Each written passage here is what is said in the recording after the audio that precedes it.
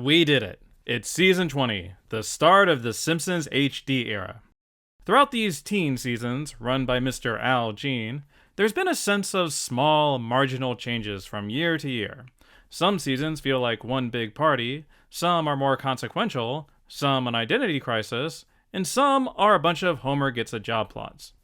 All feel like they're part of the same world, the same moment in time, just with the writers taking their plots in different directions. However, season 20 feels different, and not only because of its new HD presentation. This marks a year where the world of Springfield changed forever, where the characters got dragged into our technological future. The writers don't always have to be doing plots about soapbox derbies and ice cream trucks, you know. The show has officially thrown away its old analog toys. Season 20 is the start of the digital era of The Simpsons. Let's consider two early season 20 examples, prior to the HD shift.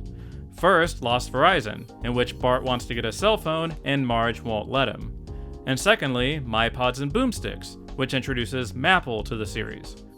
Both are such time capsules of the early 2000s, Bart and his primitive flip phone, and Lisa buying $1 songs on her MyPod. This is 2008, the iPhone had been out for a year now.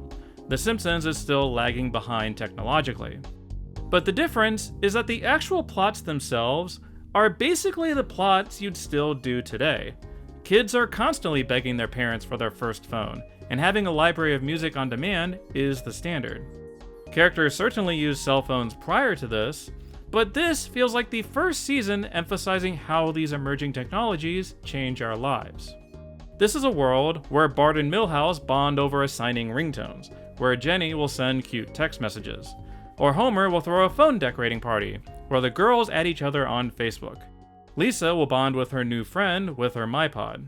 In other episodes, Bart will do an elaborate prank with an army of Roombas, or Lisa will go online and get super depressed about our global warming future.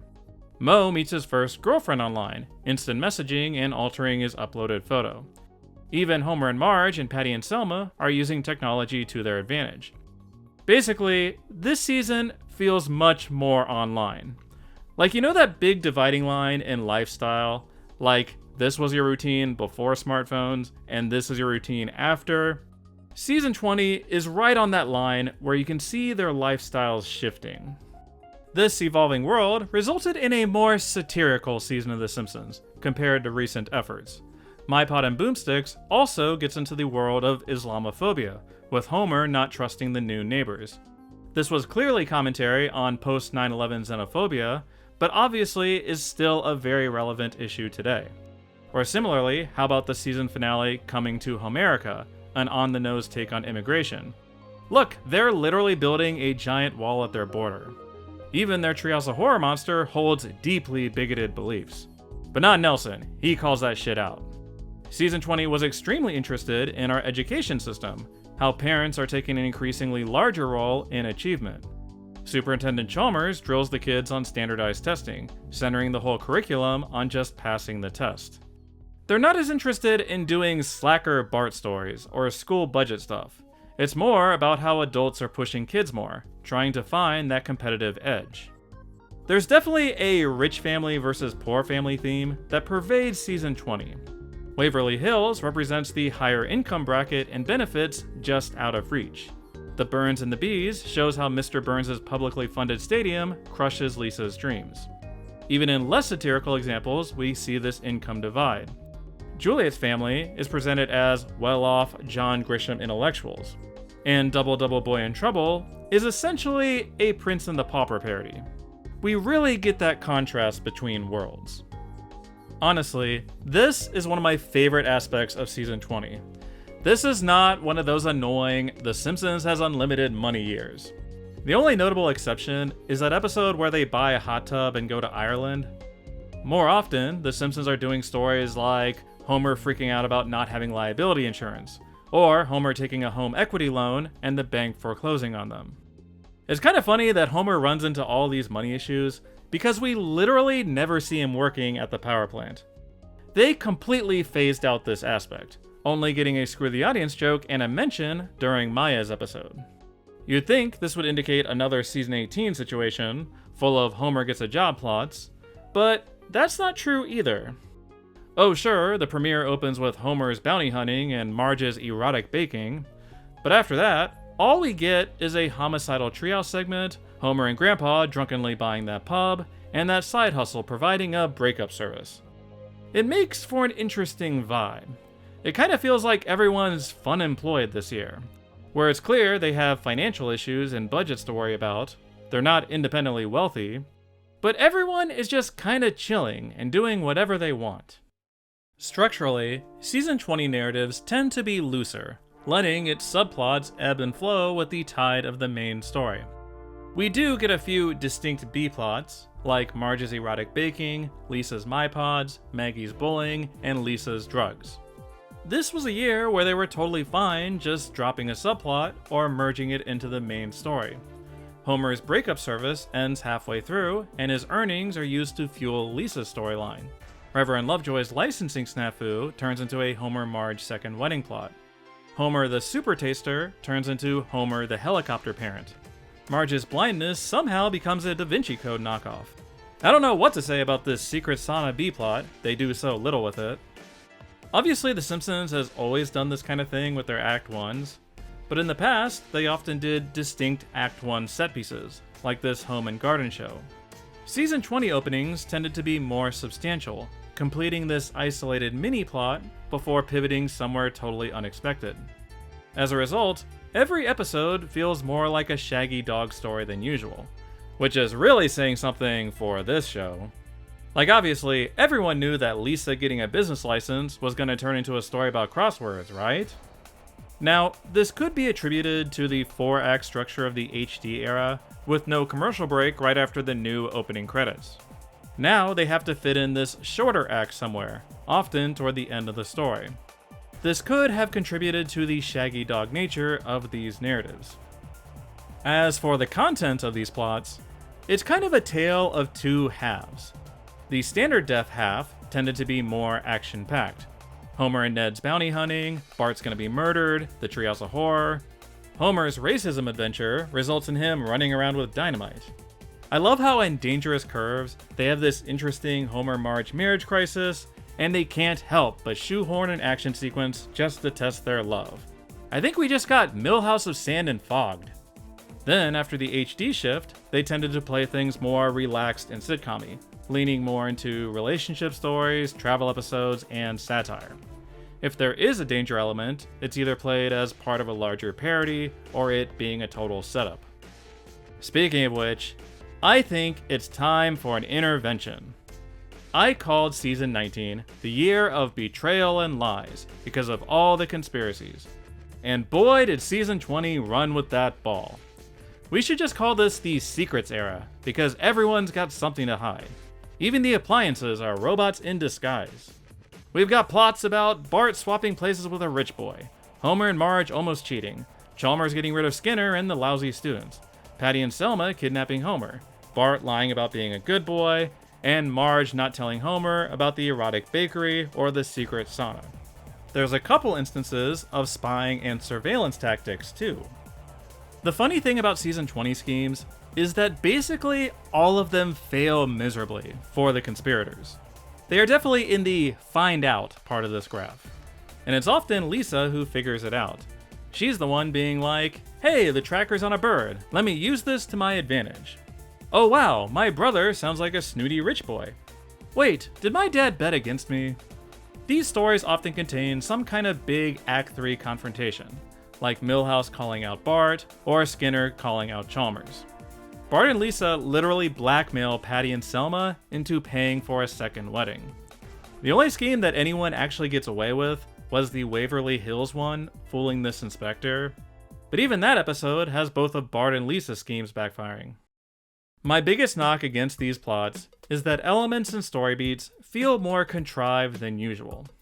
Sometimes it's for the nature of the high concept parody, like trying to fit Springfield into the Da Vinci Code, the magic sauce in Take My Life Please, or Simon's entire performance. More and more, I find myself calling bullshit when they pull this stuff. Like, are Homer and Marge really this stupid that they don't realize Bart couldn't be flying around town? Really, Marge doesn't know about the home equity loan? Skinner can just show up and cancel the standardized test. Wait a minute, how did Grandpa know which motel Homer and Marge are cheating at? I like how in the Crosswords episode, Homer is so influential that he's able to get these New York Times guys to put in a secret message. I guess Homer is a big wheel at the crossword factory. The Simpsons has always done this kind of stuff, but it's especially noticeable this go-round. From a jokes perspective, we've reached the point where stylistically, very little changes from year to year. Like, their Screw the Audience game is still pretty meh. There's like 3 good ones in the Mo My episode, this box under another box, the badminton joke. They're fine. But once again, this wasn't an era about subverting our expectations in the jokes department. I do notice an uptick in gay jokes this year, featuring surprising couples and folks constantly accusing each other of being gay. This alternate Bart Milhouse picture and this Marge Lindsay fantasy gets screen capped a lot. Let's not forget about Julio and his armada of flaming ships.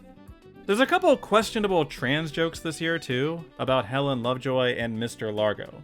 And finally, we have Lisa the Drama Queen, which has more gay subtext than your typical Beastars episode. I've been harping on the teen season's heavier usage of wordplay jokes, and this is the first one where I think they're becoming a problem. They love definition jokes in particular, like what defenestrating something is, that Lisa is a cruciverbalist, now she's an apiarist. The episodes about crossword puzzles, standardized testing, and the Da Vinci Code are full of these. I'll grant them that It's Really Maggie Sherlock is pretty damn funny. But my issue is that these can feel more show-offy than actually funny. And they can contribute to the "it's funny because it's awkwardly worded" shtick that is the worst thing about post-classic Simpsons. I do like their approach to meta-humor though. Gone Maggie Gone does use its format well, putting little puzzles at the commercial breaks and then lampshading them. Similarly, when Bart gets his cell phone, he observes that you can even watch commercials on it. Or observing that they now have 4 anthology stories. The new HD format really came in handy in this department. We all know these characters well by now, and they're more apt to lean into these expectations. From a continuity perspective, I'm actually impressed by the number of references they brought back. Stuff like Snake and Gloria, Howard's Flowers, Ogdenville, Moe being a snake handler, Ninja Bart, that Lisa dated Ralph. They even use Homer and Marge's second wedding in A Milhouse Divided as a key plot point. Like, they even bring back Debbie Pinson, an extremely minor reference from Homer at the Max. If only we could figure out who El Barto is. I wouldn't describe Season 20 as especially bouncy or fantastical. This was not a year that did many cutaway jokes. When Season 20 did fantasy sequences or dreams, they tended to be more substantial and or plot relevant, where they dramatically influence Homer and Marge's opinion, or Lisa's off to some world of smiley faces or fantasy creatures. The distinction I'm making is that these tend to be less punchy this year, fewer random asides. Maybe the most important development is that the Al Jean music montage era seems to be over. Like, they'll do it still. The bounty hunting montage, Bart collecting golf ball montage, Lisa and Juliet at the museum montage, a parody of everyone's least favorite Weezer song. But they're no longer in, like, every episode. Finally, the show likes montages a normal amount again. Season 20 isn't a great year for music in general. Their most memorable original is that Ho Hi song, which frankly is terrible. I guess their best one is Genie's number in their Aladdin parody. Also, yes, I know Dan Castellaneta voiced the genie sometimes. Otherwise, it's mostly short little sing-song moments of characters amusing themselves. My favorite is Ralph singing the Spice Girls at the urinal. Also, shout out to their usage of Josh Groban and Lisa the Drama Queen, creating probably the biggest WTF moment in Simpsons history. It's just so weird. Season 20 doesn't really care about Hollywood or the entertainment industry, preferring more relatable, down-to-earth stories. So there are fewer distracting celebrity guests overall. Sure, you'll get Dennis Leary's cell phone, Mark Cuban losing his mind, and the crossword guys, but those are the big ones. The others are mere cameos, like Brian Grazer, Joe Montana, Jeff Bezos, Marv Albert, Ed Begley Jr., and 2 musical acts. As for celebrities voicing characters, Emily Blunt, Cole Meany, and Anne Hathaway are featured most prominently. And in smaller roles, we have Robert Forster, Elliot Page, Jodie Foster, and Shohreh Aghdashloo, who has the coolest voice ever. But enough about celebrities. Let's talk about the characters we all know and love. It's time for the secondary character Stockwatch.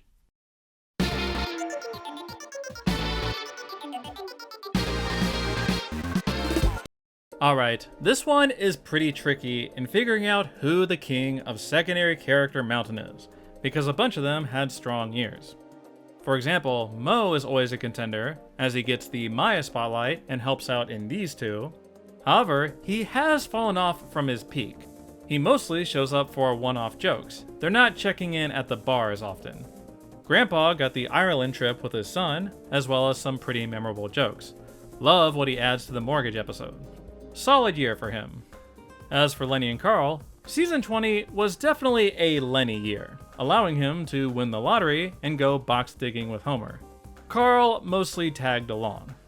To be honest, I kinda want to give it to Principal Skinner. There are so many school plots, and he basically carries how the test was won. This is someone with dramatic lows in the teen seasons, so I love how they used him this year.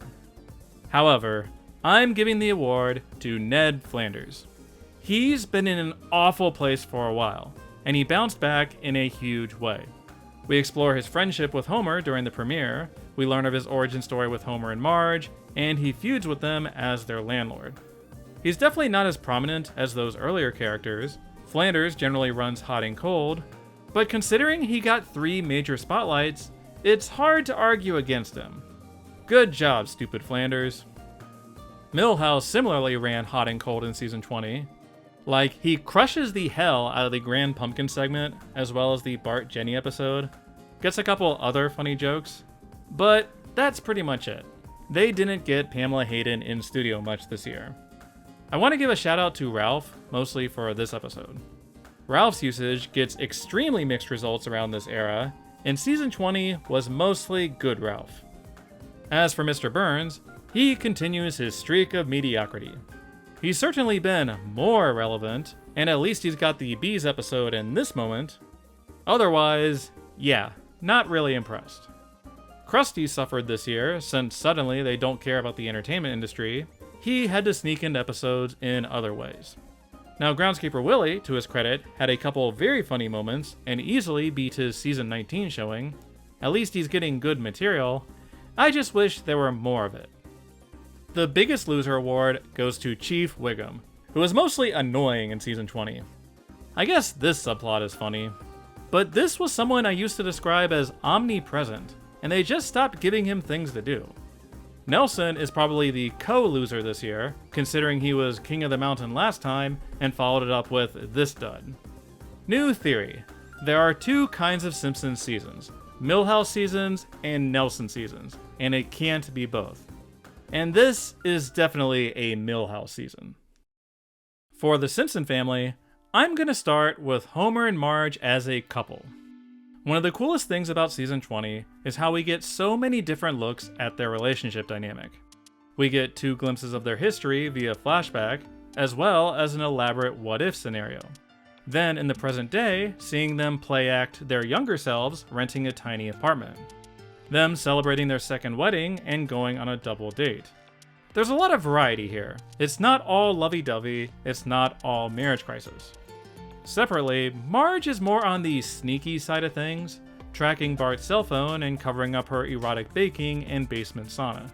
They cut down on Marge's plot nagging, and it's greatly appreciated. And for Homer, he's mostly about learning lessons. Like, don't be racist again, don't abuse your landlord, and don't bet against your child. Homer is definitely kind of a dickhead this year, but it's clearly meant to set up character journeys for him. Bart's year was all about finding appreciation for those around him. Early on, he gets the double whammy of Lost Verizon and Double Double Boy in Trouble, that both end with him appreciating his family. The Jenny episode ends with Bart giving Milhouse his flowers. He does sometimes turn into Scully-era Bart, where he exists merely to support or set up Homer plots. If he's not the spotlight, he's almost entirely irrelevant. Hell, he doesn't even appear in the anthology episode this year, a first for the series. Speaking of which, I want to shout out Maggie, who had one of her strongest years ever, between this and the Maya B-plot. Season 20 did a nice job finding ways to highlight her. As for Lisa, I think Season 20 was a very progressive year for her. Progressive in the sense that Lisa's stories had her questioning her place in the world, or would do new spins on old ideas. Lisa's acknowledging that she always loses the big contest, and that Homer always lets her down, so they'll spin her reaction into something different. Or in other cases, she's escaping off to My Pod Land, or creating her own little world in Equalia, or just numbing the pain with drugs. Lisa is often the suspicious character, seeing through the deceptions and conspiracies, so I kinda get her desire for escapism this year, given the weird new world around her. Season 20 is one of those that really highlights how much the setting affects storytelling on The Simpsons, because the actual writing itself has changed very little from seasons 19 to 20. Heck, with all the conspiracies, the actual plot points had barely even changed. But season 20 does feel dramatically different, just because of how much the world of Springfield has evolved in just 1 year. I know it sounds stupid, that Maple existing is a game changer, that the characters having flip phones is a game changer, that them doing a Hannah Montana parody is a game changer. Maybe it's just me being fooled by a new coat of high definition paint, but season 20 feels like The Simpsons actively trying to exist more in our modern world. They're less interested in doing timeless stories that could exist in any era. Some people might hate this approach, that The Simpsons are just trend chasing, but I would argue that this is the show avoiding stagnation, allowing its present day timeline to float along with their backstories. In some respects, I feel like this is the first quote-unquote modern Simpsons season. You watch a season 20 episode, and it's like, oh, this is just like the world today. Or at least it's pretty close. I'll be back next time for the top 10 of season 20, a ranking I have literally never thought about before. And no, that's not a knock against it, or me having a lack of interest. It's just that season 20 has a whole bunch of 7 out of 10s, and I have no idea what should go where. It'll be the ultimate showdown of pretty good Simpsons. Can't wait to see who is the champ. Now in high definition, as always, thanks for watching.